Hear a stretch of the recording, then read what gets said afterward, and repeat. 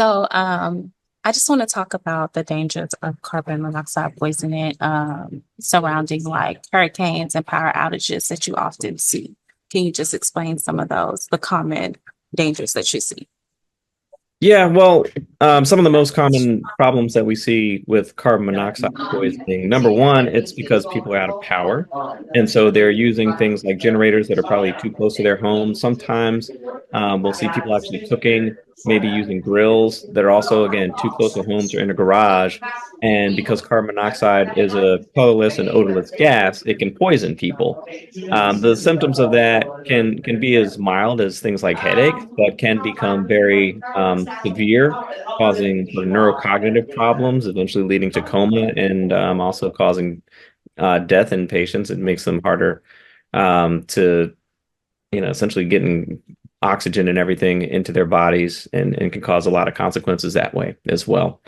Um, we've seen from the CDC, if you look at their statistics, about every year, maybe 100,000 people come to emergency departments for carbon monoxide poisoning. Of those, about 14,000 will wind up getting hospitalized, and every year, maybe about 400 people will die from carbon monoxide poisoning. Wow. Okay. So, um, because this is the beginning of hurricane season and we're going to probably see a busy hurricane season is what meteorologists are predicting. Can you give us some safety tips that you would give to someone who has a generator, who's using a generator to cook or using it for their refrigerator? Any safety measures you think or precautions you think that they should take?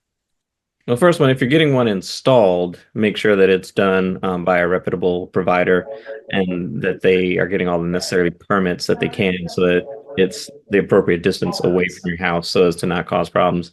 If you're using a portable one, make sure, again, that it is several feet away from any windows and outside the house so that you don't get any of that exhaust and those fumes and the carbon monoxide fumes into your home. Mhm. That we've seen are either going to be generators for the most part, but as we saw during freeze a few years ago, where at least 19 people died, some of that was people trying to heat their homes by using grills and whatnot, and actually putting them in their garages indoors, thinking that was safe, and that's not a safe alternative. Um, we're probably going to see less of that because people aren't going to be trying to keep their houses warm when it's 100 degrees outside or 90 to 100 degrees outside. But it is something that we still may worry about if people are trying to make food. And if they don't have a covered place to do it with thunderstorms going by, if they try to do that in their home or in their garage, that could pose problems. So I would recommend against that. Okay. And can we go again and talk about some of the symptoms because people may not often know about the symptoms that come with carbon monoxide poisoning. So can you discuss those?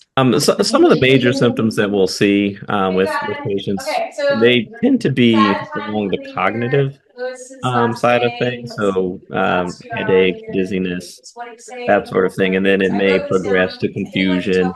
And then eventually, in severe cases, people may wind up with, sort of going comatose. And as that happens, dying from that. But if you're having any of those earlier on symptoms, obviously, that's something to think about.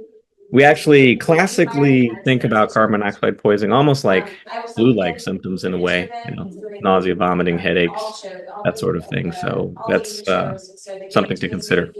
Okay. And are there any lasting effects, things that can go on for a while or things that people should be aware of? Usually the lasting effects tend to be more cognitive in nature.